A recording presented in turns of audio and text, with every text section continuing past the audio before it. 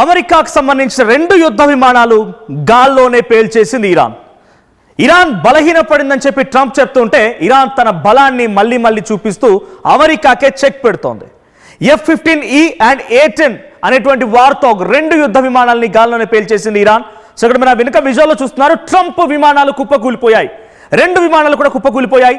Iran తమ దగ్గర ఉన్నటువంటి రాడార్ సిస్టమ్తో అద్భుతమైనటువంటి హీట్ రికగ్నైజింగ్ మిసైల్స్తో వాటిని పేల్చేసే ప్రయత్నం చేస్తోంది. సో 2 యుద్ధ విమానాలు కుప్పకూలిపోయాయి, అది కూడా కొన్ని గంటల వ్యవధిలోనే.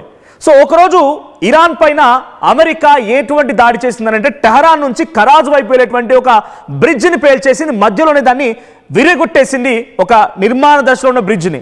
ఆ తర్వాత అక్కడ సహాయక చర్యలు జరుగుతున్నాయి. ఇరాన్ సైన్యం అక్కడికి వెళ్ళి సహాయక చర్యలకు పాల్పడుతుంటే అమెరికా మళ్ళీ ఒక మిసైల్ వేసింది. దీంతో 10ల సంఖ్యలో మరణాలు సంభవిస్తే 100 మందికి పైగా అక్కడ గాయాల పాలయ్యారు. అంటే ఒకే రోజున 2 మిసైళ్లతోని అమెరికా ఇరాన్ని కుప్పకూల్చింది. దానికి ప్రతీకార చర్యల్లో భాగంగా ఇరాన్ వైపు నుంచి అమెరికా 2 విమానాలు, సేమ్ స్ట్రాటజీ. ముందుగా F-15E విమానాన్ని ఢీ కొడితే ఒక పైలట్ ఎస్కేప్ అయిపోయాడు, ఇంకో పైలట్ అక్కడే పడిపోయాడు. ఆ పైలట్ని కూడా ఇరాన్ తమ చేతిలోకి తీసుకుంది. ఆ పైలట్ ఇప్పుడు విచారిస్తోంది.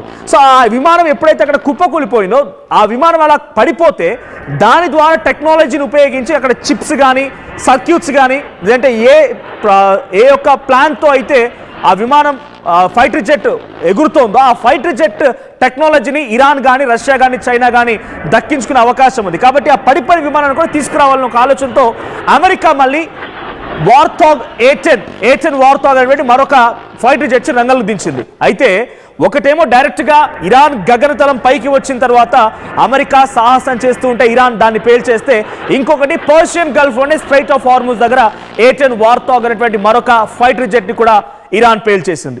సో నాకు తెలిసి ఈ స్థాయిలో 5 వారాల యుద్ధంలో ఈ స్థాయిలో ఇరాన్ అమెరికాని భయపెట్టిన దాఖలాలు లేవు. ఇది చాలా తీవ్రమైనటువంటి నష్టం అమెరికాకి. అంటే ఫైనాన్షియల్ అని చెప్పట్లేదు, బట్ ఇరాన్ అమెరికా పైన పైచేయి సాధిస్తున్న సంకేతం వెళ్ళే అవకాశం ఉంది. అమెరికాని కూడా ఢీకొనగలుగుతుందా ఇరాన్ సంకేతం ఇచ్చే అవకాశం ఉంది. ఈ యుద్ధం జరుగుతోంది, కానీ అమెరికా స్థావరాలు గల్ఫ్ కంట్రీస్ పైన సౌదీలో కానీ, దుబాయ్లో కానీ, అటు బహ్రాన్లో కానీ, బనామాలో కానీ, ఇరాక్లో కానీ, ఓమన్లో కానీ ఎక్కడెక్కడైతే అమెరికా స్థావరాలని వాటి వరకు మాత్రమే ఢీకొట్టే ప్రయత్నం చేసిన ఇరాన్ ఇప్పుడు డైరెక్ట్గా అమెరికాని ఢీకొట్టింది. అమెరికా 2 ఫైటర్ జెట్స్ కుప్పకూల్చింది, ఒక పైలట్ని కూడా ఇరాన్ తమ స్వాధీనపరుచుకుంది. అయితే ఇప్పుడు నేను చెప్తున్నటువంటి బిగ్గెస్ట్ న్యూస్ ఏంటంటే ఇరాన్ దగ్గర ఎటువంటి టెక్నాలజీ ఉంది, అమెరికాను సైతం ఢీకొనగల టెక్నాలజీతో ఇరాన్ తయారు చేసుకుంది. అటువంటి క్షిపణులు ఉన్నాయా, వాటి గురించి చెప్పబోతున్నాను. సో కంటిన్యూస్గా ఆ వెపన్స్ సంబంధించి మీకు వివరించే ప్రయత్నం చేస్తాను. ఒకసారి గ్రాఫిక్స్ ప్లే అవుతాయి. సో మాజిద్ అనేటువంటి ఒక మిసైల్తోనే ఈ ఫైటర్ జెట్స్ను కుప్పగొల్చగలిగింది. సో ట్రంప్ వ్యాఖ్యలకి ఇరాన్ ధీటుగా స్పందించింది, ఓ వార్నింగ్ కూడా ఇచ్చాడు. 48 అవర్స్లో మొత్తం నాశనం చేస్తా, మీకు నరకాన్ని అంటే ఏంటో చూపిస్తానని చెప్పి ట్రంప్ వార్నింగ్ ఇచ్చారు. కానీ నువ్వు వార్నింగ్ ఇచ్చే ముందే నీ విమానాలు కుప్పకూలిపోయాయి. ఇరాన్ ఘాటుగా స్పందించింది. నెక్స్ట్ ఇక్కడ ఇరాన్ చెప్తున్న మాట ఏంటి? సో ఇరాన్ దాడిలో F-15 అండ్ A-10 విమానాలు బ్లాస్ట్ అయిపోయాయి. ఇందాక మీరు చూసిన వీడియో అదే. నెక్స్ట్ సో దీంట్లో ఏప్రిల్ 3వ తేదీన ఈ సంఘటన జరిగింది. F-15E అనేది డైరెక్ట్గా ఇరాన్ గగనతలం పైకి వచ్చింది. అంటే ఇరాన్ గగనతలం పై వరకు వచ్చిందంటే అమెరికా ఎంతటి కళ్ళు గప్పి ఇటు ఇరాన్ రాడార్ సిస్టమ్ని, ఇరాన్కి సంబంధించినటువంటి టెక్నికల్ నాలెడ్జ్ని మొత్తాన్ని కళ్ళు గప్పి ఇరాన్ భూభాగం పైకి గగనతలం పైకి వచ్చి అక్కడ నుంచి మిసైల్ ప్రయోగించాలనుకుంది.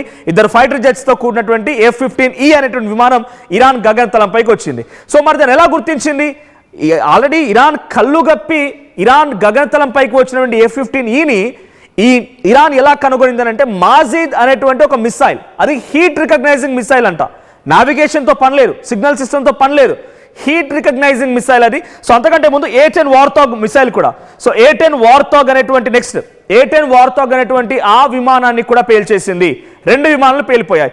నెక్స్ట్ మరి ఎలా పేల్చేసింది? పర్షియన్ గల్ఫ్లో A-10 వార్థాగ్, ఇరాన్ గగనతలం పైన F-15E అనేటువంటి స్ట్రైక్ ఈగల్ ఈ యొక్క ఫైటర్ జెట్ పీసర్. నెక్స్ట్ సో దీంట్లో హీట్ సెన్సార్లతో US విమానాలను గుర్తించింది.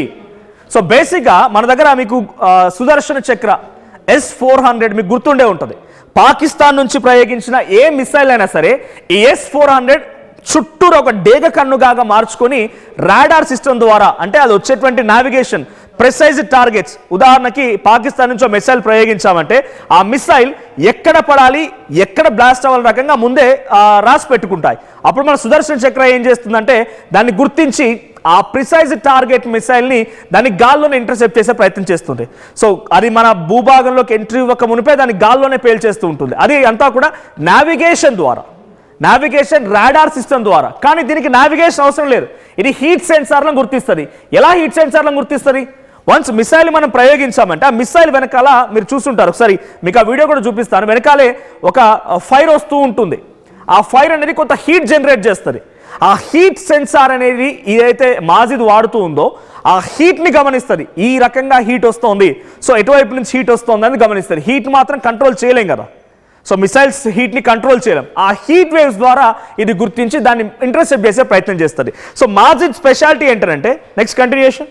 సో మాజిద్ స్పెషాలిటీ ఏంటంటే, నెక్స్ట్ మాజిద్ స్పెషాలిటీ ఏంటంటే హీట్ సెన్సార్లను కనుగొనడంతో పాటుగా అటు ఎటువంటి విధంగా డైరెక్షన్ మారినా, ఒకవేళ మిసైల్ కనుక అది సెజిల్ మిసైల్స్ అని ఉంటూ ఉంటాయి ఇరాన్ దగ్గర, అదే మాదిరిగా అమెరికా దగ్గర ఉన్న డైరెక్షన్ రూట్ మార్చుకుంటూ వంకర టింకరగా కిందికి పైకి పక్కలకి ఇలా వెళ్తున్నటువంటి మిసైల్స్ కనుక ఉంటే, లేదు అలాంటి ఫైటర్ జెట్స్ కనుక ఉంటే వాటిని వన్స్ లొకేషన్ ట్రాక్ చేసింది వాటిదనంటే, ఆబ్జెక్ట్ని ట్రాక్ చేసిందనంటే ఆ ఆబ్జెక్ట్ ఎక్కడ తిరిగితే అలా, వంకర తిరిగితే వంకరగా ఎలా పడితే అలా వాటిని ఫాలో అప్ చేసి కూడా టార్గెట్ చేసి పేల్చగలిగేటువంటి సామర్థ్యం ఉంది ఈ మాజిద్ అనేటువంటి ఒక మిసైల్కి, ఇరాన్ దగ్గర ఉన్న మిసైల్కి.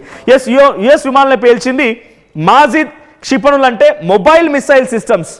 ఎక్కడ వరకైనా ట్రాక్ చేసుకోవచ్చు. అఫ్కోర్స్ S-400 కానీ ఇవన్నీ కూడా మొబైల్ సిస్టమ్సే, కానీ ఈ మాజిద్ మిసైల్ అనేది ఎక్కడికక్కడ తీసుకోవచ్చు. పోర్టబుల్ మొబైల్ ట్రక్ల ద్వారా క్యారీ చేయవచ్చు ఈజీగా. సో దాన్ని కేవలం మనం ఫైటర్ జెట్స్ వారిని తీసుకెళ్ళడానికి అవకాశం ఉంటుంది. హెవీగా వన్స్ అక్కడ ఫిక్స్ చేస్తే అక్కడ నుంచి కదలకుండా ఉంటుంది అనేది, అలాంటివి ఏం తేడాలు లేవు.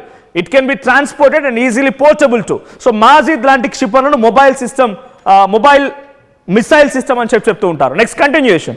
సో దీంట్లో రాడార్ ద్వారా కాకుండా వేడి ద్వారా మాజిద్ క్షిపణి అటాక్ చేయగలుగుతుంది. సో మీరు అనుకోవచ్చు, మరి ఇరాన్ దగ్గర ఇంత టెక్నాలజీ ఉంటే అమెరికా అగ్రరాజ్యం లాంటి అమెరికా టెక్నాలజీ ఎంత అని క్వశ్చన్ చేయొచ్చు ఇక్కడ. అఫ్కోర్స్ ఒకవేళ ఆ హీట్ వేవ్స్ జనరేట్ చేయకుండా మిసైల్ని కంట్రోల్ చేసినా, ఇక్కడ ఇవి చిన్నగా ఏమాత్రం చిన్న హీట్ సెన్సేషన్ అనిపించిన ఒక అన్ఐడెంటిఫైడ్ ఆబ్జెక్ట్ అయినా కూడా గుర్తించగల సామర్థ్యం ఉంది. మరి మిసైల్స్ డైరెక్ట్గా mid range missile, very short range missiles ఇవన్నీ కూడా, అంటే 15